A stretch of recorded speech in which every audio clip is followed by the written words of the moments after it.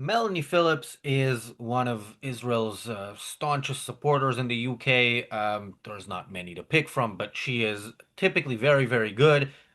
She recently gave a speech in New York, I believe, that got a lot of attention, at least on social media, and enough attention that even Owen Jones talked about her. And Owen Jones talking about anybody related to Israel is something that's going to get our attention and sometimes be a reason for an episode, as is in this case. Now, before we go into it, we're gonna play it. And historically, when we do Owen Jones episodes, they sometimes go over. We go over, but then we still don't finish the clip, and we encourage people to go see the whole thing. This time, we're not gonna go through the whole thing, no matter what. Um, but I will tell you the second half of it. Owen Jones gets something right, and Melanie Phillips gets something very, very wrong, and Owen, calls her out on it. Um, Now, Owen, being Owen, is wrong even when he's right. So the point Melanie was making is the point that we've been criticizing on this channel all the time when pro-Israel people make, which is the historical claim that Jews were there first, the biblical claim that God gave the land to the Jews. These are not claims that any rational person would take as reason to support Israel. And if you support Israel and think that others should as well, you shouldn't be making such claims. That is not convincing to the rational person. And their imaginary friend has more friends than your imaginary friend. So don't do that, people. But also, yeah. His response was a little bit of talking about the history, talking about the claims that, Palestinian Arab Muslims were Jews who converted, and maybe it's true and maybe it's not. And to me, who cares? Um, but then he goes to his final solution to the problem, which is a one state that is all democratic and everything, and sounds really nice. Except even without that one state, we know that Arabs, when they can kill Jews, they do. And so imagine when the barriers are gone, they will do it in the legal sense. By the way, we know this happened in Europe, uh, democratically, in a sense, when Hitler was elected. We know obviously it's not going to happen in New York because Mamdani can't do it, but we know that this is a thing that can happen. Many Jews living in an area where many other people are religious or collectivist in any other way, or just envious human beings, then the Jews are in trouble. So Owen Jones would like to see things happen that way. Remember, when Owen Jones says he wants everybody to live in peace and harmony, Owen Jones's first video, we need to remind people of this, when we did the video on October 9th uh, on this channel, on the Daily Objective, titled Why Israel Can't Win. And we explained that Israel's weakness in the face of a side that is 100% committed to its cause, uh, that's going to prevent Israel from doing what needs to be done. On that same day, Owen Jones did his first video post October 7th. Anybody in the chat remember what that video was titled? Uh, let's let's uh, let's see if any of you remember. And Daniel, I'll let you give your opening remarks while we wait for the replies, and then I will tell you what the right answer uh, is, and then we will go to the Owen Jones clip. I mean, my opinion remarks are mostly about just the sort of clip itself. Basically, just for people to watch out for the clip. Specifically, how much of a disclaimer he gives, like, okay, my snowflakes, be careful about what you're going to listen to. It's a terribly horrifying things that she says, which I found funny, and also the amount of like poisoning the well. I mean, again, you'll see it, but sort of it like everything has to be. With every single thing he mentions, he has to mention like who owns this newspaper and like who is behind this organization, which I mean, I guess I get to some extent, but it's still pretty interesting. And yeah, the way he comments about her, but Yeah, we should watch the clip before Yeah, commenting yeah. on it. I mean, we should probably also do a trigger warning every time we talk about Owen Jones, but I think I'm the one most triggered, so we don't do these. Use Your Delusion is the only one who tried to guess what the Owen Jones video was on October 9th. He says, was the title Finally? No, that would have been a more honest title, but in your usual Owen Jones roundabout, skirting the hate speech laws way, the title was Palestinian Lives Matter. Yeah, when Owen Jones was watching the massacre, what he thought was the lives that we should really care about aren't the ones that are being taken in front of our eyes, the ones that would be taken if the murderers could go further. It's the people shooting and wearing the GoPro cameras. Those are the lives that we should preserve because, how are you going to get rid of the Jews without Jew murderers? It's not going to be Owen Jones himself that goes there, with a Kalashnikov and starts firing, although I'm sure in his fantasies that is exactly what he's doing. All right, let's go right into the clip and hear what Owen has to say. This rant from the British newspaper columnist, author, and broadcaster Melanie Phillips is insane. I'm just going to say it. It's insane. It's hateful, it's nauseating, and it is instructive. You see, what you're going to hear is not the rantings of a fringe fanatic. This is a columnist for the Times newspaper, which is owned, of course, by Rupert Murdoch. It still styles itself as Britain's newspaper of record. She's got a long association with Britain's public broadcaster, the BBC, long appearing as a regular panelist on Radio 4's Moral Maze.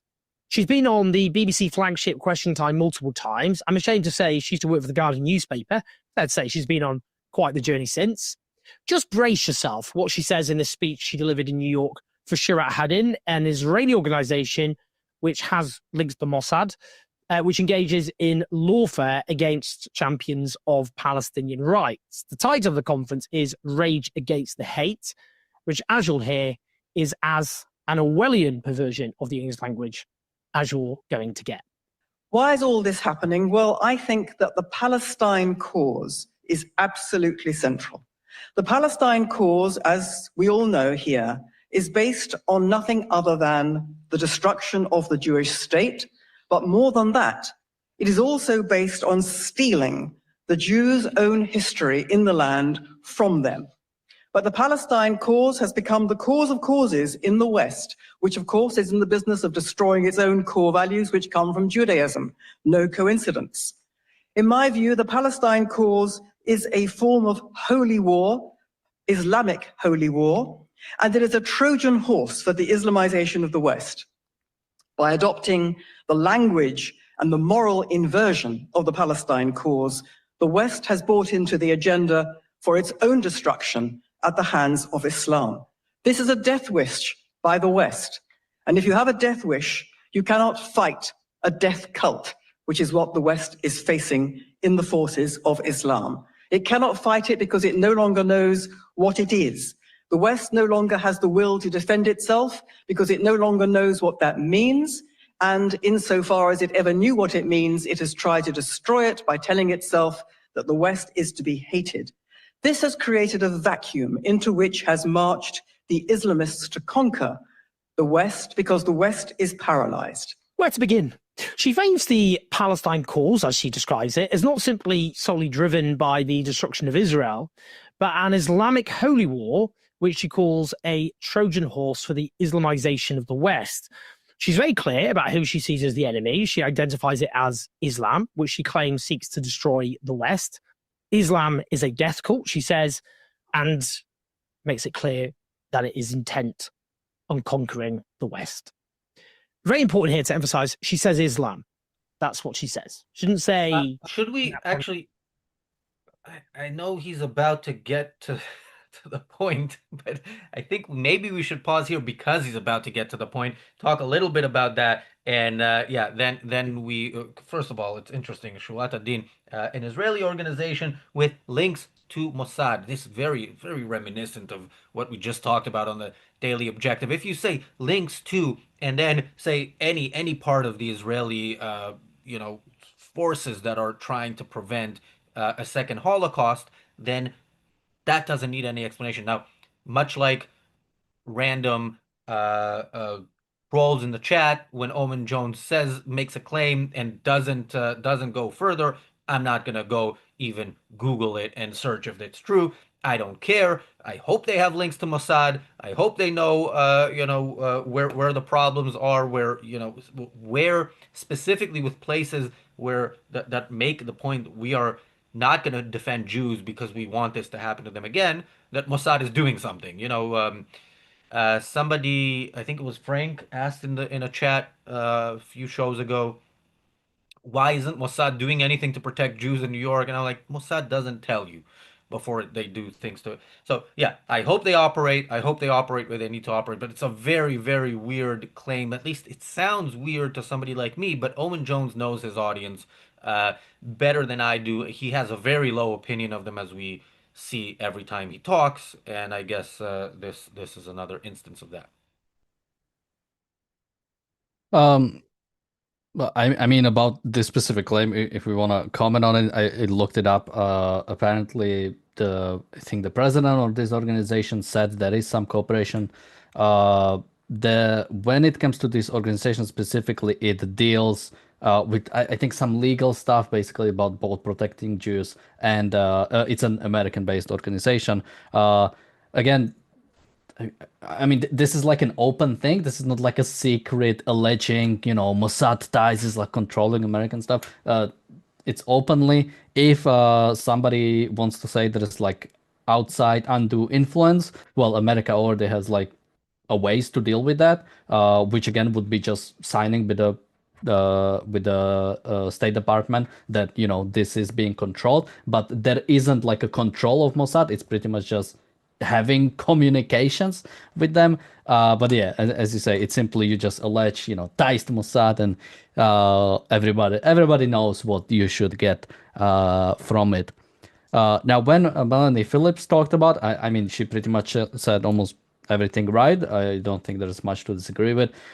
Maybe outside of sort of, the American or Western values are based on like Judaism or like rooted in Judaism. I might have a problem with that. But, outside of that, yeah, I mean, the Palestinian cause is the destruction of Israel. That is not controversial. That's what Palestinianism is. That's what people who call themselves Palestinians stand for. That's why, if there was a destruction of Israel, there would be genocide on both sides, because it would be genocide of Jewish people and genocide of Palestinians, because they no longer would have their reason to exist as a group of people, because that is what specifically these people are basically rooted in. That's an interesting way to put it. Put it in a tweet that might go viral. Thank you, Jonathan, for the super chat. Thank you, Bonnie, for the super chat from yesterday. I think I didn't thank you yesterday, so thank you for that. Yeah, to me, when she gets something wrong within something that is so clearly very, very good, she identifies the problem of first of all, she identifies what Palestinianism is and challenges the Owen Jones view, which isn't just, a consensus or isn't just most of the Overton window. That's a fact. There's the Palestinian people. They've been there for millennia, or I don't know how long. People imagine that they have had a state or what have you, that was then occupied. There's things that aren't questioned. And of course, them being the victims is also not questioned, rather than the perpetrators of war after war, and then, that results in some discomfort to them. So yeah, it's great that she does that, and it's very unfortunate that she brings in arguments that do not help. That the only people who might be open to that are people who are already on the Palestinian side. So yeah, and even if that weren't the case, you want to convince people with facts, logic, and correct values rather than fiction and mysticism. More, Owen? Let me see if I had something more. Wait, did Owen already use set Trojan horse? Not Or sure. Maybe he may have. But we uh, didn't. We kind of. stopped you in the middle of the Islam part because I want to. I see also that people have commented on that, but I want to hear that as a whole because it has, or not necessarily as a whole, but I wanted to hear it separate from what you'd already heard because it deserves its own attention. Yeah, let's listen. If he already said, I can just bring it up. Text Islamist fundamentalist extremism or whatever, she very clearly is referring to Islam as the religion, the entire religion of Islam, the second biggest religion on earth, a religion which 2 billion people believe in, a quarter of the human race, the dominant religion of Indonesia, which is the biggest Muslim country on earth, or Pakistan, Nigeria, Turkey, as well as over 200 million Indians and indeed tens of millions of Westerners. She presents here a hateful conspiracy theory. That means, of course, disregarding, erasing the Palestinian experience, that when the British Empire promised Palestine to the Zionist movement over a century ago, 90% plus of Palestine's population were Arab Christians and Muslims, and yet the vast majority ended up being violently expelled 3 decades later, with 15,000 or so slaughtered. And then its people were subjected to the longest belligerent occupation of modern times, the land illegally colonized, its people subjected to apartheid, vast numbers brutally incarcerated and tortured, their basic civil rights taken away, Gaza besieged and then subjected to what a consensus of genocide scholars, including Israeli genocide scholars, have concluded is genocide. All So right, rather than should Palestinians should we? I mean, look, I'm sorry, I'm in a hotel. I forgot my world's tiniest violin back at home. But come on, first of all, can Owen ever do a clip where he doesn't go through all the talking points? We know them. We watch you regularly, Owen. I also follow you on Twitter if you didn't ban me. So yeah, we don't need to hear it every single time. But um, yeah, and of course the word genocide is repeated there a lot, but it's interesting, first of all, when he talks about Islam, what's the first thing he says, and the second thing he says, and the third thing he says. This is I wrote it down. So it's the world's second biggest religion, uh, 2 billion people, a quarter of the human race, biggest religion in Indonesia. Majority I of mean, Indonesia. yeah, majority of Indonesia. I mean, this is not an argument. Do you understand that it's not an argument? That many people, if something is wrong, it is wrong. If something is right, it is right. The wrong thing is wrong if nobody believes it, one person believes it, or 99% of humanity believes it, and the same is true of the right thing being right. So, uh, this is not at all an argument. But what he also misses there is she is talking about Islam. She's not talking about every person who identifies as a Muslim. And I'm sure if if you ask her about it, that she'd say no. And what I would say is it's great that some people don't follow their religion to its fullest. They're not trying to be modern day Muhammad, because if every Muslim was trying to live like Muhammad, the West would either reverse course back to how it fought in World War II, or would be run over overnight. Yeah, and also, I mean, the examples of the countries he uses, right? It's like Turkey, Indonesia, which I, to some extent are one of the better ones. But he doesn't mention like Iran, Saudi Arabia, Syria. Like, what kind of industry? And yeah, the way he talks about the popularity of it, there is just a fundamental question: is Islam compatible with Western culture, with Western values? Yes or no? That's the only question you're asking. And to a large extent, I live in one European country that has almost no Muslim population. I can tell you, militant or sort of crazy Christianity is to some extent as crazy as sort of militant Islam. So even Christianity goes against Western values in many ways, or at least taken to its full extreme. But less people take it seriously. But when it comes to Islam, there is a problem. There is a problem of not only the sort of the crazy parts, the Islamists who actually take to the streets and kill people or go to war with other countries, but even when it comes to the moderate Muslims he's talking about, do they try to separate themselves from this violence? Is there like a is there like look at Arab parties inside of Israel. Are those the sort of pro-Western, pro-democracy, capitalism, pro-Western cultures? Or generally, look at any Muslim party in any Western countries, or any even Muslim communities. Do they join like modern liberal democratic movements at large, or do they mainly join either the communists or Islamists, the crazy people on the right or crazy people on the left? Yeah.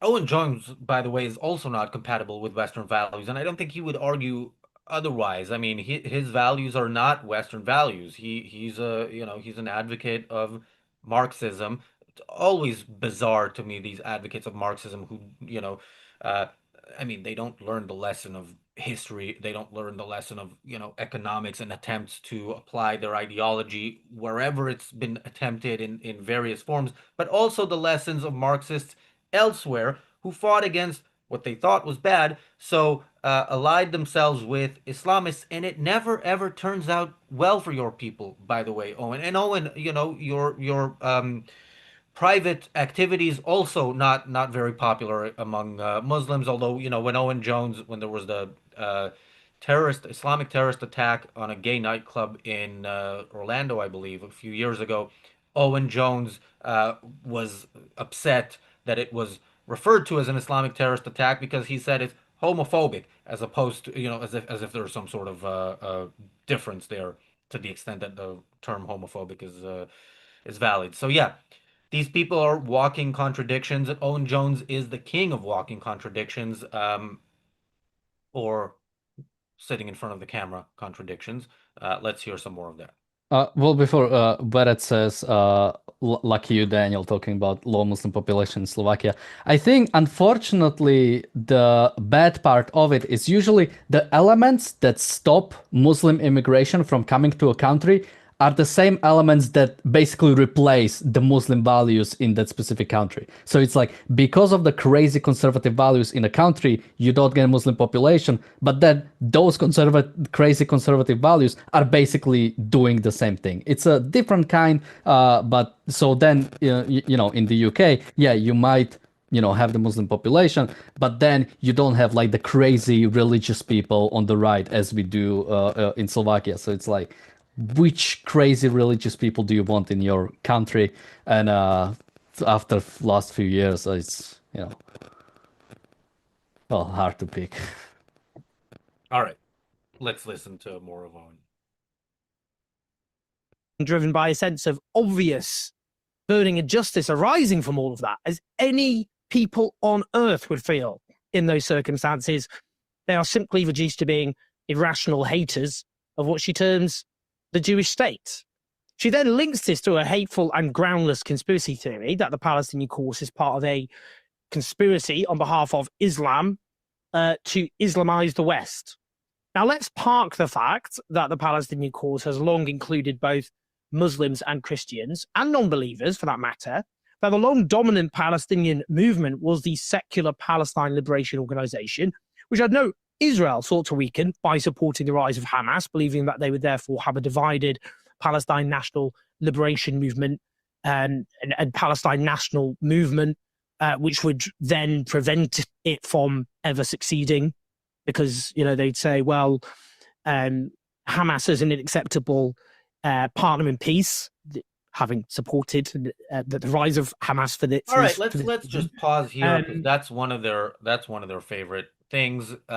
It always brings me back to when the first few years that I got interested in politics, and the Iraq War run up was happening, and people kept sharing this picture of Donald Rumsfeld, who was then Secretary of Defense, but back in the 80s was an advisor or something to Reagan, or national security advisor. I don't remember his exact role, but he went to Iraq and met with Saddam Hussein. And people were like, oh, we supported Saddam Hussein. We helped him. And, this claim is made against Israel. Oh, you helped Hamas.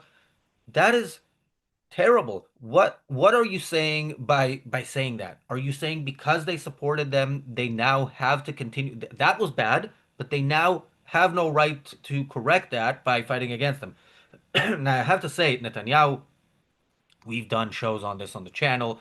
He is repeating that mistake by, wanting to arm the crime families of Gaza to fight against Hamas. This will end badly. It's always been the West's way, unfortunately, of looking at areas like the Middle East, where, in the Middle East you have Israel and you have a bunch of bad actors. And if you go and you see a conflict between two bad actors and you try to somehow calculate which one is worse, which, sometimes you can do and it might be correct, but then you think that the part that's the side that isn't as bad is your ally to the point that you should arm them. Yes, you are absolutely doing something horrible if you have an enemy that you should fight, that it is a necessary thing, it is a legitimate use of the armed forces to go after. You go after them. You go after them maybe with allies that are allies in terms of values, not just in terms of at the moment we hate the same people. This doesn't end well. In a sense, it didn't end well in World War II because, we allied with the Soviet Union and defeated the Nazis. That part was great. And then you were stuck as allies with the Soviet Union, who ended up, of course, enslaving half of Europe in the war itself. The things that they did to Germans, absolutely not legitimate warfare. And yeah, and then of course they stole the nuclear weapons, and we ended up with a Cold War. So yeah, we really should be more careful in picking our allies, in terms of long-term values more than immediate danger.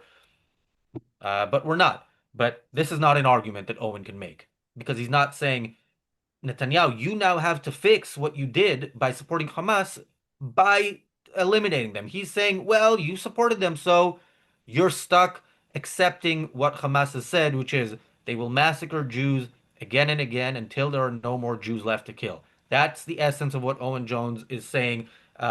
In general, that is what he's saying whenever he talks about Israel, but that's what he's saying Netanyahu is essentially supposed to accept. I mean, the way he talks about Palestinian Liberation Organization is like a secular thing. Well, first of all, it's still a terrorist organization that committed terrorist attacks on the state of Israel and on Israelis and on Jews before even being allowed to establish itself. This focus on like it's secular. It's like it isn't really secular. It's mystical as any other. Secular is again like a Western understanding of separation of church and state, of completely trying to divorce the sort of the mystical parts from the sort of civil parts of government. Very few, even European countries, manage to be fully secular. The idea that PLO is this like a secular thing is I mean it's oversimplifying it for the very least, and also there was one more point I wanted to make about it. Even the sort of the specific focus on Islam. Yeah, Palestinians are largely, I think, to some extent motivated by Islam. And focus on Islam as a problem is I think proper. But trying to say that if we simply have a secular, an organization that somehow divorces itself from Islam, that they wouldn't want the wiping out of Israel, that's also ridiculous. The culture of Palestinians is not just from Islam. There is a general culture of basically hating Jews, hating Israel. Even if somehow you manage to get rid of Islam, I think there still would be a lot of either mysticism or still a lot of hatred from Israel. I mean, what was one of the biggest states, anti-Western states ever in existence? It was the Soviet Union. Again, I don't like to say that Soviet Union was like secular. It's like a weird way to describe Soviet Union, but wasn't tied to a region and still was extremely anti-Israel. Look at the Iranian communist groups, that helped Ayatollahs to take over. Those probably were not big fans of Israel either. And look at Owen Jones, right? Yeah. And it didn't end well for them. All right, let's listen to Owen. And Fatah doesn't speak for the whole of Palestine because it doesn't rule Gaza. Now, what's her evidence for these claims? Is there some secret central committee of what she describes as Islam, which decided that the Palestinian cause would be used as a blunt instrument to Islamize the West? What is she talking about? What's her evidence? What's she citing here? Could it be actually that the vast majority of Muslims are just people trying to live their lives without being part of some grand conspiracy? Now, let me be very clear. The claim that there is a conspiracy on behalf of Islam to Islamize the West, the Islamization of the West, it's a far-right conspiracy theory. By definition, at least, a fear and bigotry against Muslims as a whole. Now, on that, in 2019, Phillips penned a column for the Jewish Chronicle headlined, "Don't Fall for Bogus Claims of Islamophobia." She wrote that the concept of Islamophobia is profoundly anti-Jew, adding to equate it with dehumanizing, insane, and essentially murderous outpourings of Jew hatred is obscene. Here's the thing. I believe anti-Semitism is dehumanizing, insane, and essentially murderous, and so is Islamophobia. You know, it's actually really easy to be consistently opposed to prejudice in all its forms. Give it a go, Mel.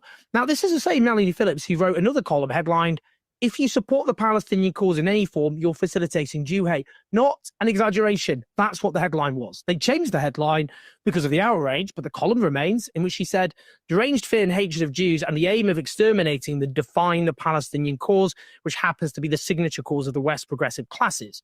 She condemned Jewish people and others who supported the Palestinian cause, concluding, "If you support the Palestinian Arab cause today, you are facilitating deranged and murderous Jew hatred. Own it." Yeah, nothing wrong with people who are deranged, is there, Melanie? Look, at my view, this is straightforward basis. Claiming that the right of a people to national self-determination is actually driven by racism towards others is itself racist. It falsely ascribes a hateful motive to a people trying to achieve their basic rights. Now, people will say, well, what is said about Zionism in that context? You know, what are you denying? The right of Jewish people to national self-determination. The argument here is, again, that the right of national self-determination is something which a people, of course, should be able to exercise as long as it doesn't strip away the right of another people to national self-determination. So that means not violently expelling people, stealing their land, colonizing it, etc., etc. It's not a hard concept to understand.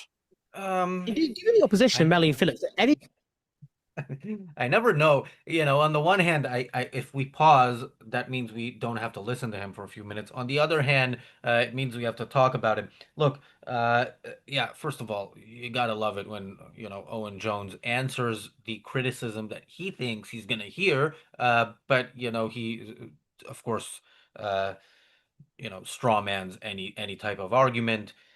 Um, yeah, I mean, if you say, yeah, you know, Jews have a right, as long as they don't steal somebody else's land, you are again using the Arab nationalist claim that, you know, all of the Middle East is somehow theirs for why? Because they claim it. And again, why is that a different claim, Owen, than white supremacists in the UK, like the one we talked about yesterday on the Daily Objective, who say black people should go out back to Africa? How is that different? I mean, is it different because in Britain most people see that for the despicable bigotry that it is, and those people are are fringe, and in the Arab world it is a consensus that the Jews should be thrown into the sea? Like, what makes it? Where is it different? Where is it different when it is done by white supremacists against ethnic minorities in the UK, as opposed to Arab savages and Muslim savages wanting to do it to the Jews in the Middle East? Um, I mean, one thing you mentioned is about where is this a sort of like a global conspiracy that like Islamists are trying to take over. Why are there 2 billion Muslims? I mean, that was the foundation of religion. It's from Arabia. They went as far as almost France, and the only reason why they stopped at France is because they were stopped. It's because they lost the battle and started losing some land. But yeah, it was a caliphate that was spreading out through conquest. I mean, the whole reason. I think it was Yotam who posted on WhatsApp the possibility that the current Palestinians are the descendants of Jews because they were converted. Yeah, if you look at the region of Palestine, if you go a few thousand years back, those are all Jews that were then converted. First, some of them were converted to Christianity, and then more of them, the Christians, were converted to Islam. That's the reason why they're there. So like again, like this is just the reality of what was happening. And when it comes to sort of this global conspiracy, I mean, I'm, maybe I could like pick something from like his side, to take something like January 6th, right?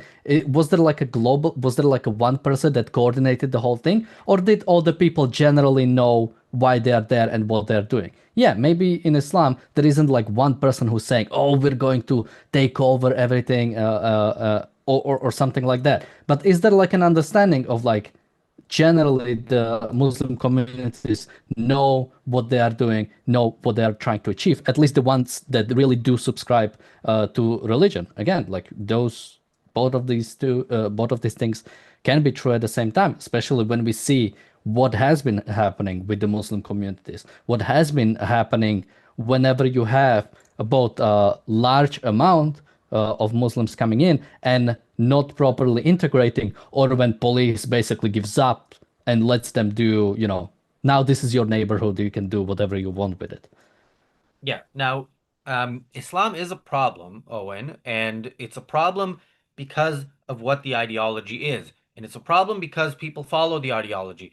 And to the extent that some people say they are followers of the ideology, and don't follow parts of it, the really bad parts, great. And of course, that's true in the case of however many Muslims there are, that not everybody follows it. But unfortunately, many people do follow it. And we're not going to say, look, um, you know, Nazism, you can't say all Nazis are bad because, not all of them are planning terrorist attacks. And of course, not all of them are planning. The guy from yesterday, I think he's just enjoying getting Twitter followers and tweeting stuff. He's not. I'm assuming he's not going to kill anybody anytime soon. Uh, maybe we'll find out otherwise. But still, every Nazi is bad. If you subscribe to that ideology to the extent you do, you're bad. If you subscribe to any bad ideas, that is a bad thing that you do. And the more consistent you are in applying them, the worse a threat you are to others among as well as yourself. So yes, uh, Islam should be criticized. Christianity and Judaism should be criticized, but Islam, I think, textually is already worse and is, more of its followers are more consistent than the followers of the other religions. Yeah, again, the craziest stuff about Haredi Jews I've heard from other Jews about the way, they dislike that sort of part of religion. So yeah, the fact that we do not have like you have secular Jews criticizing Orthodox Jews, right? We do not have any secular Muslims. We do not have any sort of like Western Muslims. No, I don't think there are any. There's the ones that are like former Muslims. I don't think we have any like people who I've met still. some people who self-identify as Muslim and, drink, or No, even that's not. what doesn't No, count. no. Yeah, because they're not Muslim, right? They call themselves Muslim. They, believe in all that crap, or some of it. They just, they're here. They're on Earth. That's the thing. That's the thing with all irrational ideologies. You can't really follow them fully. You have to be rational at least some of the time. Otherwise, you will cease to exist. But again, to the extent that you follow bad ideas, you are causing harm and you are a danger to others. Sure. At least I don't know of any like public intellectuals. Like if you take somebody like Mehdi Hassan, who I think he does consider him some Muslim, he does have like crazy views, even like through the religion itself, not just he is not the kind of person I'm talking about. By the way, there's all Yeah. sorts of groups, Muslims for Israel, and I don't know if that's an actual name of a group, but I see those popping up. There are people who, say they believe in the religion, and yet, the way they apply it is, I think, incorrect. But it's good that it's incorrect because the result is positive. Well, that's good then. Maybe I just like miss them and they don't seem to get like any sort of like mainstream, coverage that I would have noticed. I think the Muslims in Slovakia that you don't know exist. They might be of this kind. I don't know. They only have one public statement on their website, so maybe I'll go to what do they call them? The pr prayers? I don't know. Is it like a ritual or what is it? Like a public Muslim? I don't know. They do prayer. Yeah, they pray on Fridays in mosque. Yeah, but They like pray you have five like times a day. you have like Sunday church for like Catholics, right? Is there like an equivalent of like a Muslim There's thing? Friday. Yeah, there's Friday something. Okay, okay, like a mass or something. Yeah, all right. I'll come to one and I'll ask them. How do you feel about the Islamic takeover of Western culture? Have fun. All right, let's have some more fun with Owen. Bonus services. Yeah, something like that, I was thinking. Form of Palestinian state. What fate is she advocating exactly for the Palestinian people, given there are as many Palestinians as Jewish people living between the River Jordan and the Mediterranean Sea? Is her view that they just languish there indefinitely as fourth-class citizens? That being a best-case scenario, given the genocide perpetrated by Israel against Gaza, she already made clear that the Palestinian cause, or the Palestine cause as she calls it, is based on stealing the Jews' own history and the land from them. We'll talk more about that. Here are some more clues in this part of her hateful rant. The world has been made to believe that peace and justice in the Middle East hinge on the Palestinians getting a state of their own. Justice for the Palestinians has been deemed to be the issue that drives all before it. By apparently denying that happy outcome, the state of Israel has come to be perceived as the enemy of humanity itself. This is the big lie that we are all up against. But the Jewish world has never identified this big lie as such and has never fought it. It has never told the world the truth. There is no such thing as Palestine. There is no such thing as the Palestinian people. The Jewish world has never told the rest of the world that the indigenous people of the land of so-called Palestine are the Jews, that the Jews are the only people who have any entitlement to any of this land, an entitlement based in law, in history and morality, and they are the only people who have an entitlement to all of it. The Jewish world has never said that. So, to repeat, the big lie, grotesque use of that here, how to say, as far as she's concerned, is the very existence of the Palestinians. She says there is no such thing as Palestine. There is no such thing as a Palestinian people. The Jewish world has never told the rest of the world that the indigenous people of the land of so-called Palestine are the Jews, that the Jews are the only people who have any entitlement to any of this land, an entitlement based on law and history and morality, and they are the only people who have an entitlement to all of it. The Jewish world has never said that. The erasure of a people like this is racism. It's truly dangerous racism at that. All right, I that's don't enough. really think. Okay, I think we might end up going a bit longer because we didn't where's the mowing the lawn part? We should talk about it because it is in the title. Anyway, we'll get to it when we get to it. Yeah, so I sometimes make this argument, but I'm not a huge fan. I was a bigger fan in the past of the "there's no Palestinian people" argument, mostly because if a bunch of people want to call themselves whatever label, it's this is not a metaphysically given thing. It's man-made. We can group together and give ourselves a name. Um, but it's important to point that out. It's important to point that out that the Palestinian people were invented in the 1960s. This is a new thing. When you said Palestinian in the 1940s, you typically meant Jews living in what is now Israel and what the Romans called Palestine. That's what's meant by it. So this is an important thing. Uh, Melanie doesn't do that because I don't know what she thinks about when you should have started in order to be allowed to be called a people. Owen doesn't tell the truth because it's inconvenient to the big lie that he is a part of and he is helping push, which is, that there's some sort of historical reason and justification for why the Arabs of Gaza and Judea and Samaria, are victims, and them committing a second Holocaust is somehow, an act of justice. By the way, are you sure Mowing the Lawn is from this one? Because I looked up the transcript and I couldn't find anything like that. Well, if it's not, then we'll address it anyway. Um, again, when it comes to the existence of Palestinians or existence, or I mean, general, like I don't care. It doesn't matter who was here first or what color were those people or what religion they subscribe to. It doesn't matter. The fact is, what has happened in reality is the fact that Jewish people were legally buying the land, moving over. They were allowed to. It was all okay. Then, the British Empire took over. They said, hey, we'll split the land. We already gave a bunch of land to Arabs. We gave Iraq to Arabs. We gave Saudi Arabia. Well, Saudi Arabia was sort of one. We gave Jordan to Arabs. We gave Lebanon to Arabs. We gave Syria to Arabs. We're going to give half of this thing called Palestine, which we also split because it used to be sort of like Cisjordan and Transjordan, across and like behind and beyond Jordan River. So we gave Jordan all to Arabs. We're gonna split Palestine, so-called Palestine, in half. Although no, the region was referred to as Palestine. We'll split Palestine in half. We'll give half to not even half to the Jews. We'll give half to half Jews, half Arabs, because even the new Israeli state would be half Jewish according to the UN, half Arab according to the UN resolution.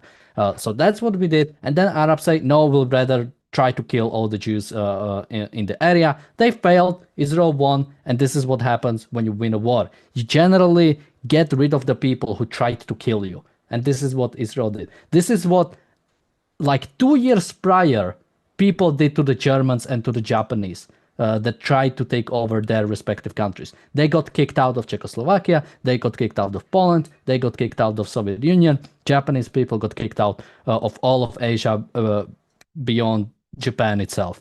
That's what happens. That's what happened to the Arabs. But we created a society, we created UNRWA, we created an agency to forever have Palestinians as victims and forever to have them as, you can always fight against Israel, you can always try to destroy Israel, and we'll never actually blame you for anything.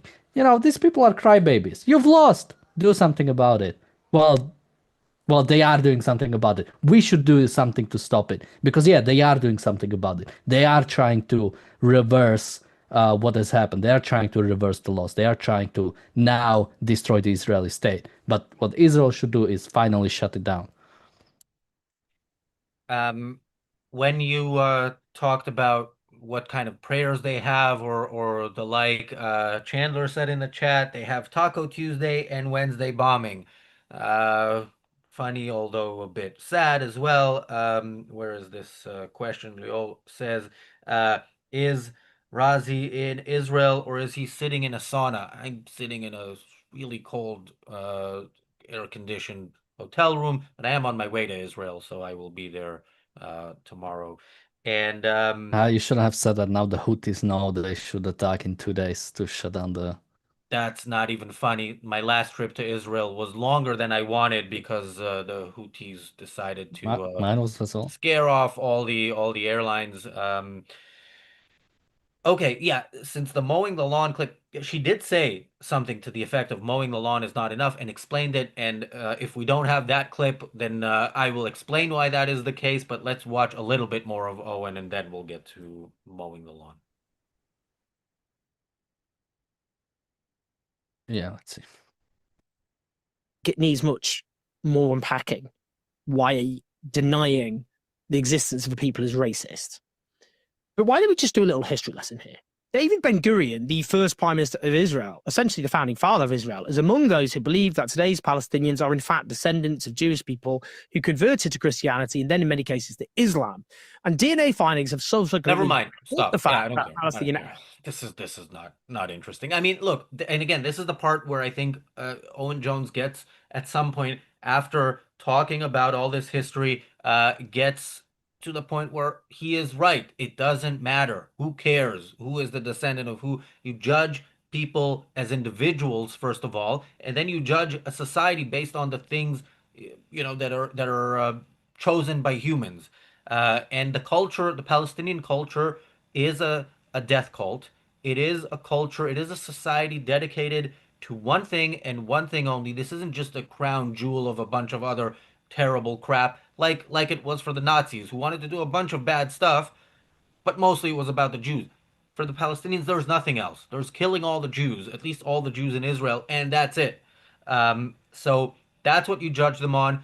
And who cares who they're descendants of?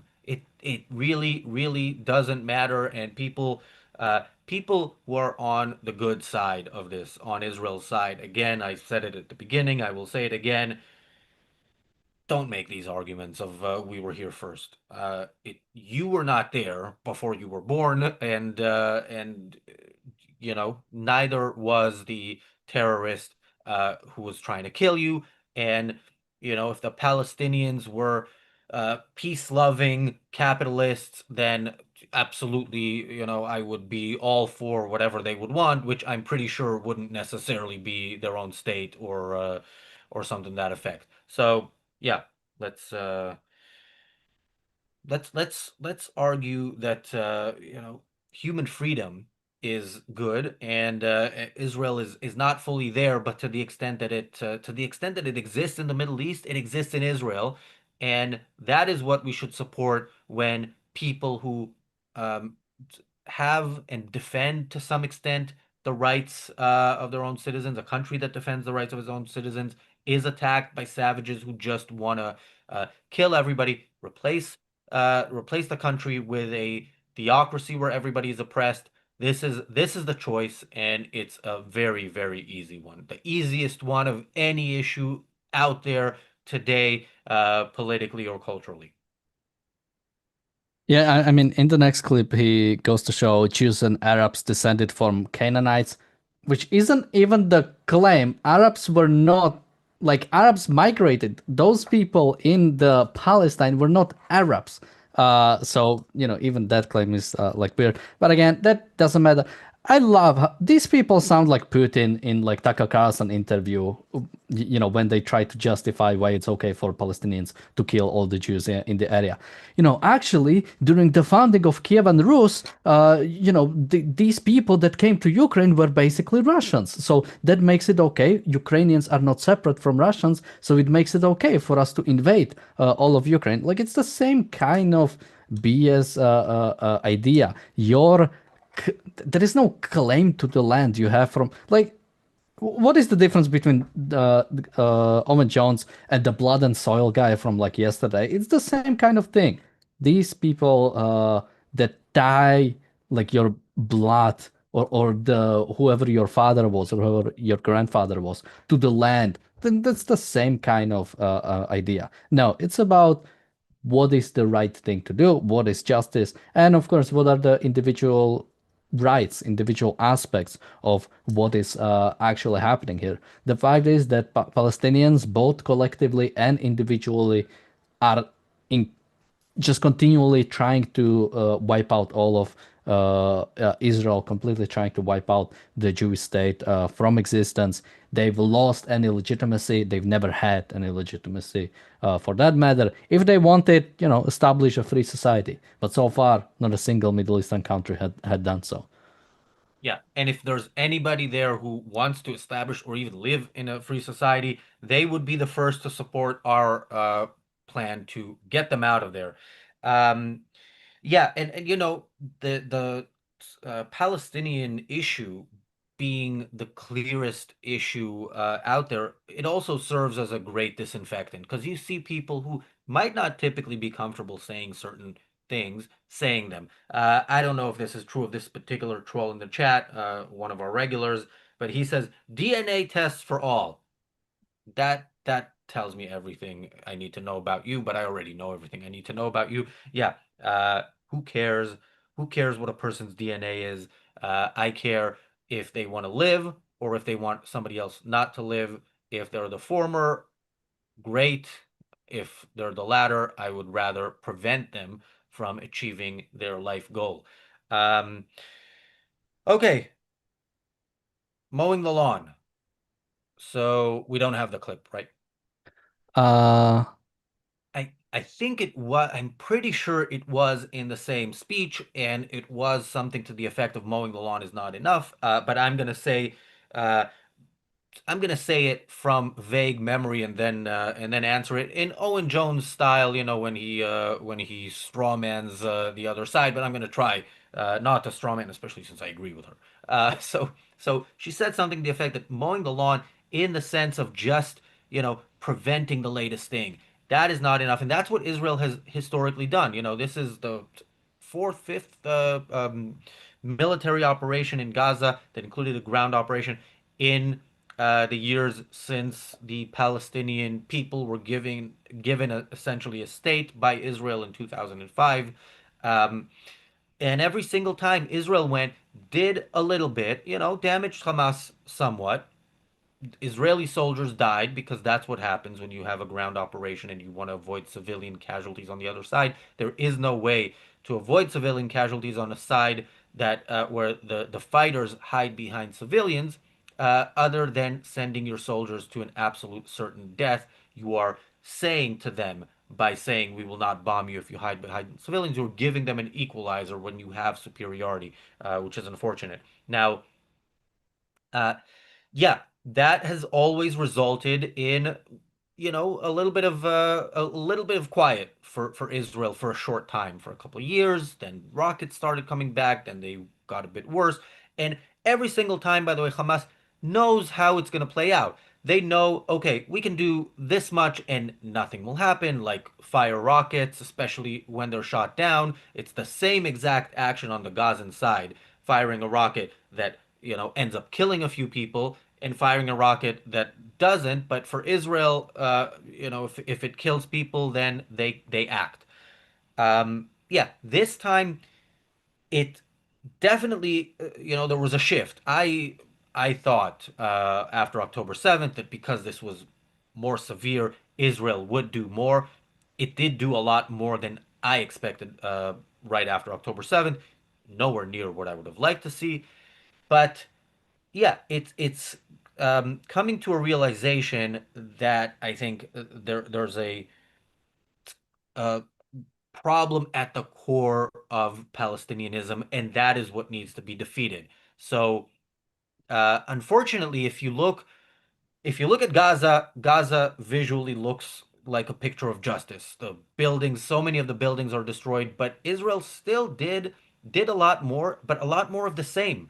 It bombed a lot more buildings than it usually does, but it did it the same way. It called the people in those buildings, let them know that a bombing is coming, which may have saved innocent civilians, and by innocent civilians I mean children, but also saved non-innocent civilians like adults and actual terrorists who may have been in those buildings, and future terrorists. So yeah, the mowing the lawn policy, the fact that it's not enough is something that October 7th proves, and all previous Palestinian, terrorist activities prove as well. So uh, it would be great. Melanie Phillips, I think, where she goes wrong is that she thinks that Israel has fully come to a realization that that's not enough. I don't think that's the case, because if you look at the West Bank, Israel is still mowing the lawn. It is not changing things on a fundamental way. And it knows how to do it. It will do it if the next October 7th happens and comes from the West Bank. But for now, it's waiting for that justification, that legitimacy, international legitimacy, which of course it will never get. It will get empty statements immediately after a terrorist attack where many Israelis are killed, and empty statements of sympathy and maybe even support. And then it would get condemnations as soon as it starts acting against the people who did this and promised to do it again. So, yeah, mowing the lawn is not enough. Whatever Israel has done so far is also not enough. And hopefully, it doesn't need to get much worse for Israel to realize it, because it can be too late. It could have been too late on October 7th if Israel's enemies weren't so stupid. I mean, had they gone with the full plan, had Hezbollah, used the every weapon at their disposal and invaded from the north. Had Iran used everything they had the Houthis used I don't think Israel would exist today. So, and Israeli intelligence might be great, but it is not able to know everything that's going on everywhere. The enemy is looking for ways to kill Jews, and they know the element of surprise is their best weapon, and they will use it wherever you can. Israel should do a lot more, should act to prevent future attacks rather than to respond to them. And yeah, let's hope they do that. We'll continue to advocate for it on this channel. Yeah, I mean, the only thing I would add is, historically, if we did the right thing from the start instead of compromising, we wouldn't be in this situation. If we didn't support the Soviet Union, if we didn't allow the Middle Eastern countries to nationalize Western-owned oil fields, if we didn't allow Egypt to take over Suez Canal, if we didn't allow, the existence of many terrorist states that fought Israel, if Israel, stayed in control over all of Judea Samaria and Gush Katif, I'll use that term, we wouldn't be in this mess. Every single uh, problem comes out from simply mowing the lawn. Also, somebody says I should look into Haredi Jews before criticizing the whole group. I mean, I went through the neighborhoods. I've talked to people.